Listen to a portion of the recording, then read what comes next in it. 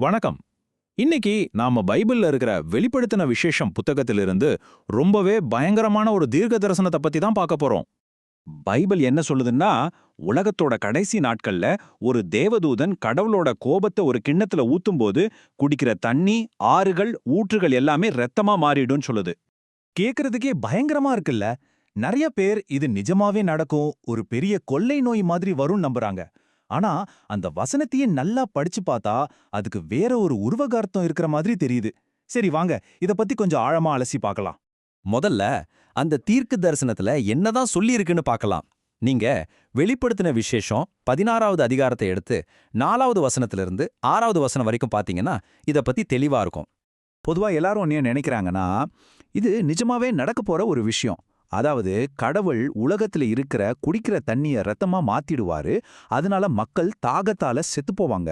இது கிட்டத்தட்ட எகிப்துல வந்த வாதைகள் மாதிரி ஒரு கொடூரமான விஷயமா இருக்கும்னு சொல்றாங்க.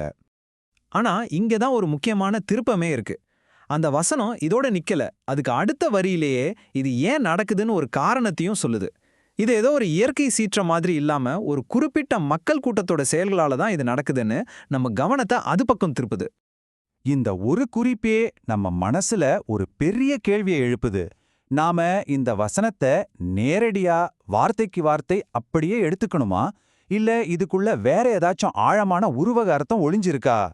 பாத்தீங்கன்னா, கோபத்தோட இலக்கு ஆறுகளோ நீரூற்றுகளோ இல்ல. அதுக்கு பதிலா பரிசுத்தவான்களுடைய இரத்தத்தை சிந்தின ஒரு மக்கள் கூட்டத்தை மேலதான் கோபம் திரும்புது. அப்போ ரொம்ப முக்கியமான கேள்வி என்னன்னா, யார் அந்த மக்கள்? சரி, அந்த நியாய தீர்ப்பை புரிஞ்சுக்கிறதுக்கு முன்னாடி நம்ம முதல்ல இரத்தம்ங்கிற வார்த்தைக்கு இங்க என்ன உருவக அர்த்தம் இருக்குன்னு பார்க்கணும். பைபிளை பொறுத்த வரைக்கும் இரத்தங்கிறது வெறும் உடம்புல இருந்து வர்றது மட்டும் இல்ல. நீங்க உங்க சகோதரனை வெறுத்தாலே, கோபப்பட்டாலே அது ஒரு கொலைக்கு சமம்னு சொல்லுது. உதாரணமா யோவான் புத்தகத்துல தன் சகோதரனை வெறுக்கிறவன் ஒரு கொலைக்காரன் சொல்லப்பட்டிருக்கு. அதாவது அவன் மனசுலயே இரத்தத்தை சிந்திட்டான். ஓகே, அப்போ இரத்தம்னா வெறுப்பு, கோபம்னு ஒரு உருவக அர்த்தம் இருக்குன்னு புரிஞ்சுக்கிட்டோம். இப்போ அடுத்ததா அந்த ஆறுகள், நீரூற்றுகள்னா என்னன்னு பார்க்கலாம். இது நம்ம புரிதலை எப்படி இன்னும் தெளிவாக்குதுன்னு பார்ப்போம்.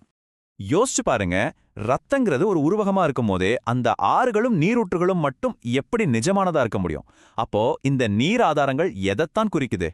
வேதாகமத்துல ஆறுகள் மற்றும் நீரூற்றுகள்ங்கிறது பெரும்பாலும் தீர்க்கதரிசிகளையும் போதகர்களையும் குறிக்கிற ஒரு உருவகம். ஏன்னா கடவுளோட வார்த்தை, அதாவது ஜீவ தண்ணீர், இவங்க மூலமா தான் மக்களுக்கு போய் சேருது. இது புதுசா சொல்லப்படுற விஷயம் இல்ல. பழைய ஏற்பாட்டுல ஏசாயா, யோவேல், சகரியான்னு நிறைய தீர்க்கதரிசிகள் இந்த உருவகத்தை பயன்படுத்தியிருக்காங்க. அவங்க போதகர்களையும் தீர்க்கதரிசிகளையும் கடவுளோட ஞானம் வர்ற ஊற்றுகள்னு சொல்லியிருக்காங்க. சரி, அப்போ உண்மையான போதகர்கள் ஜீவ தண்ணீரோட ஊற்றுகளா இருந்தா இந்த நியாய தீர்ப்பு யாருக்கு வரும்? கண்டிப்பா வேற ஏதோ ஒண்ணுக்கு ஆதாரமா இருக்கிறவங்களுக்கு தானே வரணும்.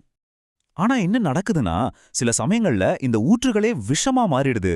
அவங்களோட போதனைகள் மக்களுக்கு ஜீவனை கொடுக்கறதுக்கு பதிலா கசப்பானதாவும் மரணத்தை கொண்டு வரதாவும் மாறிடுது.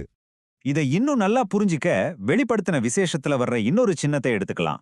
நாகதாளியாம்னு ஒரு நட்சத்திரம் வானத்திலிருந்து விழுந்து தண்ணிய கசப்பா மாத்துறதா சொல்லப்பட்டிருக்கும். இதுக்கு என்ன அர்த்தம்னா, கள்ள தீர்க்கதரிசிகளோட விஷத்தனமான வார்த்தைகள் மக்களை எப்படி ஆவிக்குரிய விதத்துல கொல்லுதுங்கிறதுக்கான ஒரு சரியான உதாரணம் இது. அப்போ இந்த தீர்க்க தரிசனத்தை நாம எப்படி மறுபடியும் புரிஞ்சுக்கலாம்? ஆறுகள்னா அது கள்ளப்போதகர்கள், அது ரத்தமா மாறுதுன்னா அவங்க பரப்புல வெறுப்புக்கும் பொய்களுக்கும், அதாவது அவங்க செஞ்ச ஆவிக்குரிய கொலைகளுக்கும் அவங்க நியாயம் தீர்க்கப்படுறாங்கன்னு அர்த்தம். சிம்பிளா சொல்லணும்னா அவங்க கொடுத்ததையே அவங்க திரும்ப குடிக்கிறாங்க. இப்படி புரிஞ்சுக்கிட்டா இது ஏதோ ஒரு காலத்துல நடந்த தீர்க்க தரிசனம் மாதிரி இல்லாம நம்ம காலத்துக்கும் பொருந்தக்கூடிய ஒரு முக்கியமான எச்சரிக்கையா மாறுது. இங்க ரொம்ப கவனிக்க வேண்டிய விஷயம் என்னன்னா, இந்த நியாய தீர்ப்பு தப்பான போதனைகளை பரப்புற கள்ள போதகருக்கு மட்டும் இல்ல, அந்த பொய்களை நம்பி காது கொடுத்து கேட்கறவங்களுக்கும் சேர்த்துதான் இந்த எச்சரிக்கை. சரி, நாம இதுவரைக்கும் பார்த்தத ஒரு 5 பாயிண்டா சுருக்கமா பாத்திரலாம். முதல்ல, வெளிப்படுத்தின விசேஷத்துல ஆறுகள் ரத்தமா மாறுறத பத்தி ஒரு தீர்க்க தரிசனம் இருக்கு. ரெண்டாவது, இது நிஜமா நடக்கிற வாதை இல்ல, இது ஒரு உருவகம். மூணாவது, இரத்தம்னா வெறுப்பு, பொய்கள் மூலமா வர்ற ஆவிக்குரிய கொலை. நாலாவது, ஆறுகள்னா போதகர்கள்.